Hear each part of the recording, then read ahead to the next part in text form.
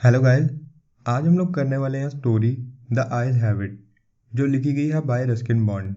तो हमारी स्टोरी के नरेटर एक ब्लाइंड पर्सन है जो ट्रेन से सफ़र करते हुए देहरादून जा रहे थे। हमारा नरेटर ट्रेन के एक कंपार्टमेंट में अकेला ही बैठा हुआ था, लेकिन जब ट्रेन रोहाना स्टेशन पर पहुंची तो वहां पर एक लड़की उसके सामने वाली सीट पर आकर बैठ गई। हमारा नरेटर देख तो नहीं सकता था, लेकिन वो आसपास की आवाज़ को सेंस कर रहा था, महसूस कर रहा था।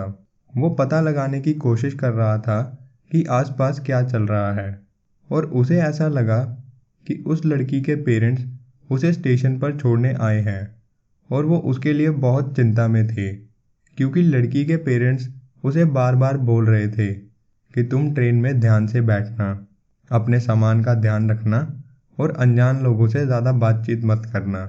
और ये सब बोलने के बाद लड़की के पेरेंट उसे छोड़कर चले गए। और जैसे ही लड़की ट्रेन के कंपार्टमेंट में एंटर हुई, उसने उस टाइम नोटिस ही नहीं किया कि नरेटर वहीं पर बैठा हुआ है। तो हमारे नरेटर ने ही हिम्मत करते हुए उस लड़की से बात की, और नरेटर ने लड़की से पूछा कि आप कहाँ जा रही हैं। और हमारा नरेटर उस लड़की से बड़े नॉर्मल वे में बात कर रहा था। वो उस लड़की को बताना नहीं चाहता था कि वो देख नहीं सकता है। नरेटर के सवाल पूछते ही लड़की ने जवाब दिया।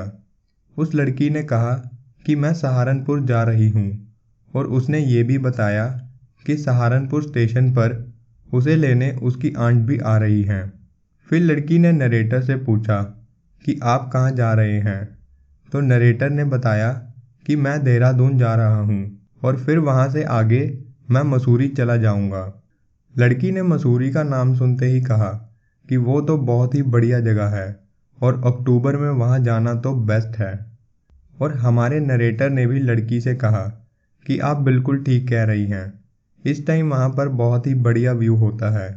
कुछ देर उनकी यूं ही बातचीत चलती रही, और फिर नरेटर ने लड़की से ट्रेन के बाहर के व्यू के बारे में पूछा कि आपको बाहर का व्यू कैसा लग रहा है।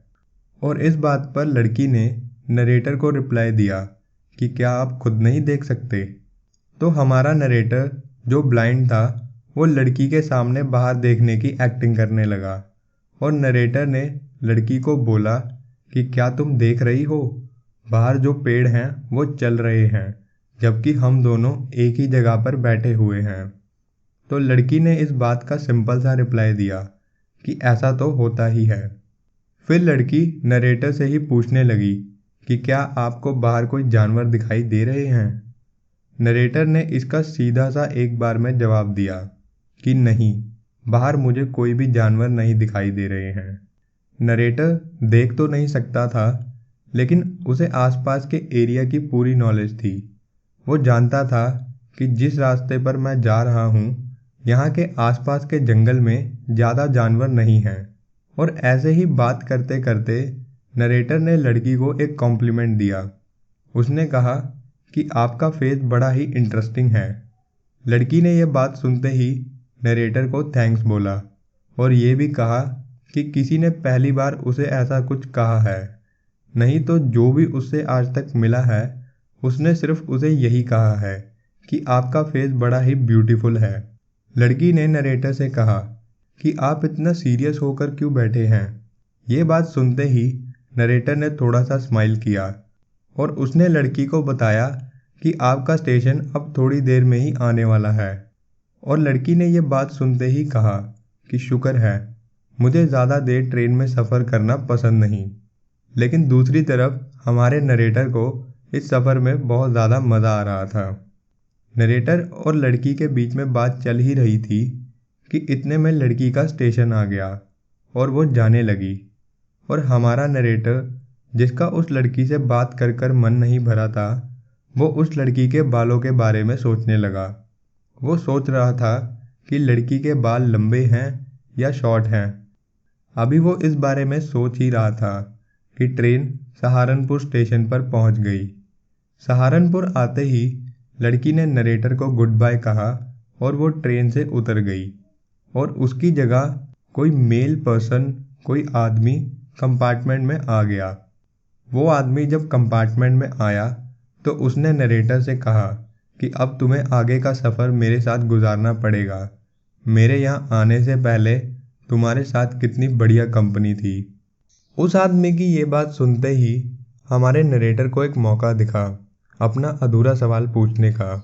नरेटर ने उस आदमी से पूछा कि मुझे एक बात बताओ, यहाँ से जो लड़की अभी उठकर गई वो दिखने में कैसी थी? क्या उसके बाल लंबे थे या फिर उसके बाल शॉर्ट थे? उस आदमी ने नरेटर को रिप्लाई किया कि मैंने उस लड़की के बालों की तरफ तो इतना ध्यान नहीं दिया। हाँ, लेकिन उस लड़की की आंखें बहुत ही अच्छी थी, लेकिन किसी काम की नहीं, क्योंकि वो लड़की ब्लाइंड थी।